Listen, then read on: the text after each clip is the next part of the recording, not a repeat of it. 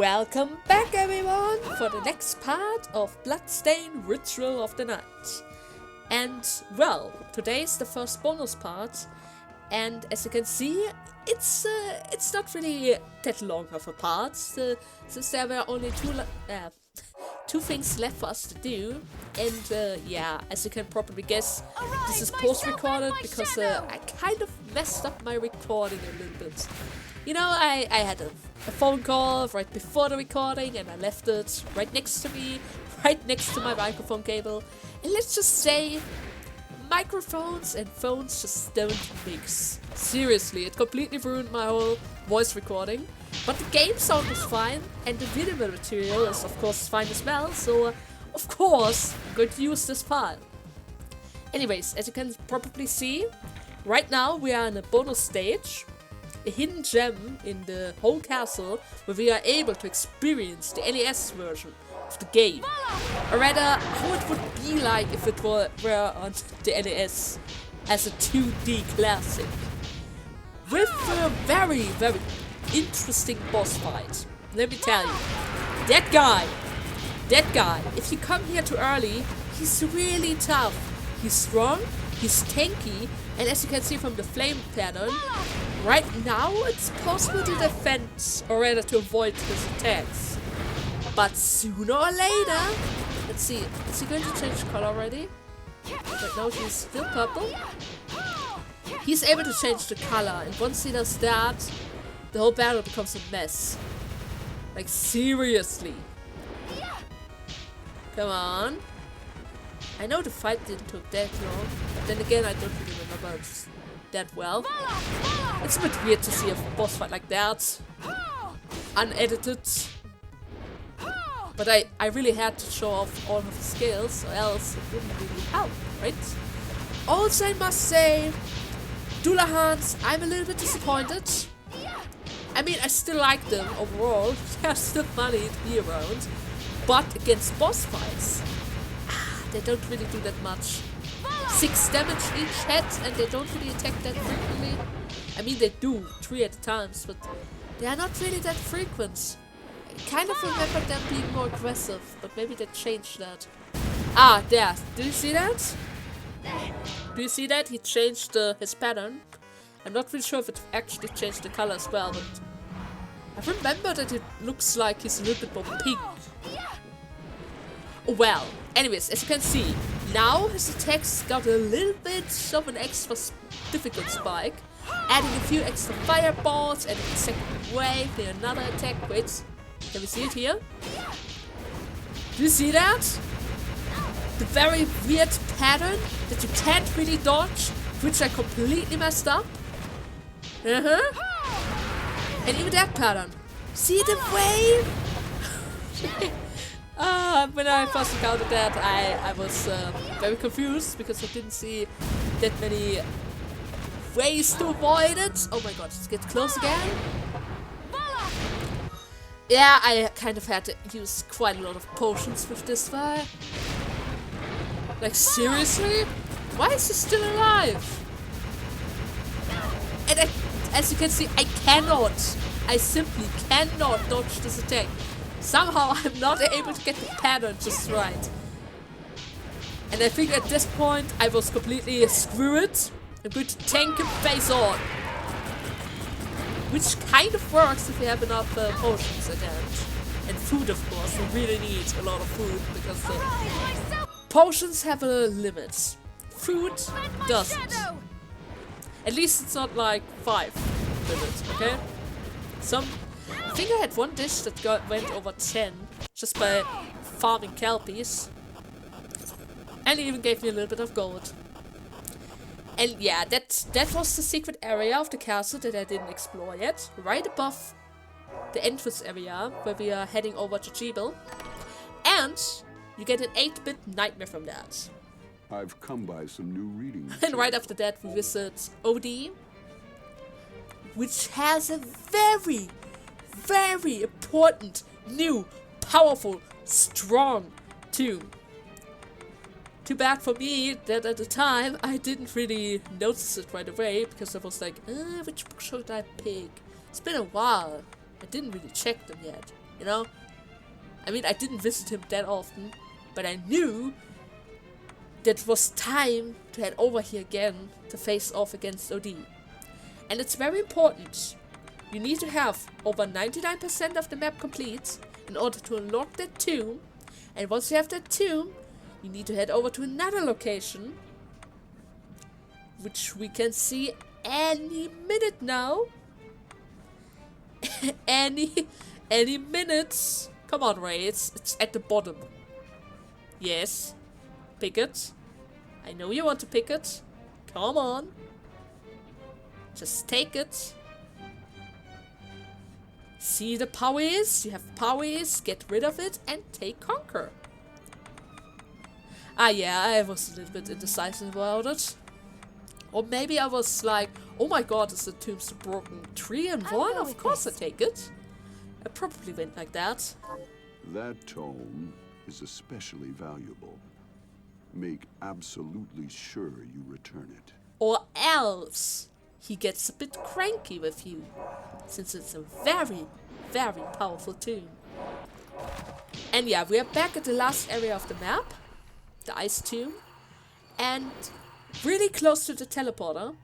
Really, really close to the teleporter. I even opened the map.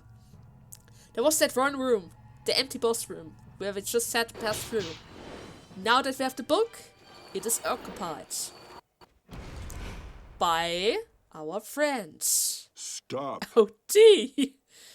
Oh, yeah. OD? I warned you. What you take from the library must be returned to the library. Oops. You'll pay for this transgression. Death is too kind for you. Return But what only you that borrowed. one book. Every other book is fine, but he really doesn't like us to steal that one book. And yeah, OD is very strong. If you see him use time stop, never be there. Seriously, never jump into the air. If the ice spike hits you while you are in the time stop animation, and the other two hit you while you are falling down, it's just a combo break. And he also has a sucking attack where he literally sucks out your HP, and if you don't struggle out of it, it can actually kill you. It's crazy. Anyways, I did my 2 first attempts. The first one was really short because I was kind of surprised by all of these new moves. The second one was a little bit better, but I kind of ran out of food, as you can see, or else I wouldn't have died from the blood drain. And this is a successful attempt, where I was actually kind of quiet. Now that I am post-editing and post-commenting this, I can actually comment a bit about it. I could also explain what I try to do, even though most of the time it doesn't really work. First of all, you must realize that I swapped out my familiar, because Dullahands don't really do a lot of damage. I was running out of HP, so I thought, how about I take out my Pixie? I mean, yeah, she doesn't really heal all that often, but she can heal. And it's totally worth it, especially if my second attempt failed because of lack of potions, you know? I mean, I could have bought more after the 8-bit run, but I didn't do that. Why? I don't really know, but I thought that I would have enough food in order to beat that guy. And I have! It just took a while for me to figure out what I'm supposed to do. Like, triggering his sword attack because it's much slower than all of his other moves. Or the fact that you can't really avoid him in the air because he can either turn himself into a bat or just jump in your face. And here, time stop, I also learned that the air, deadly trap. But if you crouch, you at least only get hit once. I didn't really figure out how to avoid it completely, but I can reduce the hits from 3 to 1 at a time, you know? That's already helpful enough. But seriously, as you can see, the sword attack from all of his attacks are the least threatening. Ah, there's the bats. The least threatening. That was annoying. Okay. No, wait. Yeah, as you can see, the bat is really annoying because I never... Oh my god. Did that die there? No, that has to be the... Yeah! Never be in the air if it uses time stop. Only 2, I was lucky there, but you really do not want to be in the air at all times. Especially since the bat is kind of quick. And it can either be time stop or the bat. The best part is if you try to get behind him, trigger him to use the sword, jump out of the way, hit him in the back, and let him move. Then again, he does have a few skills that could get in the way. The best time in order to hit him is when he uses the icicles. Not in this version. But if he uses the normal icicle skills, you have a quite big time window for Fire Breath to hit. Or this one is also kind of nice. Oh my god, the stupid bat! The stupid bat! And the touch damage. The touch damage makes it even more tricky. Especially since he likes to teleport himself, jump across, dash across, fly across, suddenly dash forward in order to go for the crab. If he goes for the crab, struggle as much as you can. And there he goes. He even gave us his time stop ability. Am I showing it off? I think I was showing it off. Or I'm just going to show that OD dies completely into ash, like a vampire. I guess I didn't really show it off. But overall, it is time stop. Okay? It is time stop. If you use the ability, time stops, and you need to manually let it move again, I think? Well, I didn't really use it. I read it. It's been a while. 4 days, actually. Since Sunday.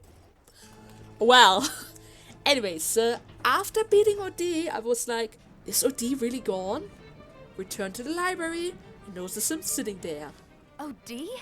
You're still alive? Yeah, he's still alive. Vampire. But he has a weird nose on his face. Ah, yes. OD. You poor thing. Right. Sorry. I suppose you'll be wanting your book back. No, you defeated me, which means you now command me. Pillage my shelves as you please. Oh, poor OD. Did you hear that? He gave us a free pass to literally take all the books of his possession. Because now he's kind of like our vampire. I'll go with this. Poor OD. I'll go with this. No, but seriously, why is he wearing go that with nose? I don't think Miriam would be so mean to give him. Pillage my shelves. Oh, he's in so much pain. He's in so much pain. He doesn't want to do it, but he doesn't have a choice. No, but I don't mean... I don't think Miriam would be so mean to let him wear that nose, right? So who the heck gave him that? Huh. So weird. Anyways, now that we have defeated the 8-bit nightmare thingy, OD, we literally did everything that we could in Bloodstained Ritual of the Night, except playing through the Sangetsu ending. Or rather, with Sangetsu as character. But, here comes the but. Well, it's going to take a while for me in order to play through Sangetsu's mode. And let's just say, right now, I don't really have the time in order to do it, since I'm preparing something for Halloween, and that requires quite a lot of time. So I'm going to cut it short with this playthrough. I just showed off OD and the 8-bit nightmare thing, and leave Sangetsu to your discretion. I mean, basically, Sangetsu is the whole game just over again, just with a different ending, I guess. Maybe he gets the sword back, I don't really know. Maybe we even see what happens after Grimory. But I don't know. I can't really play it for myself right now. Maybe after Halloween I might go back to it.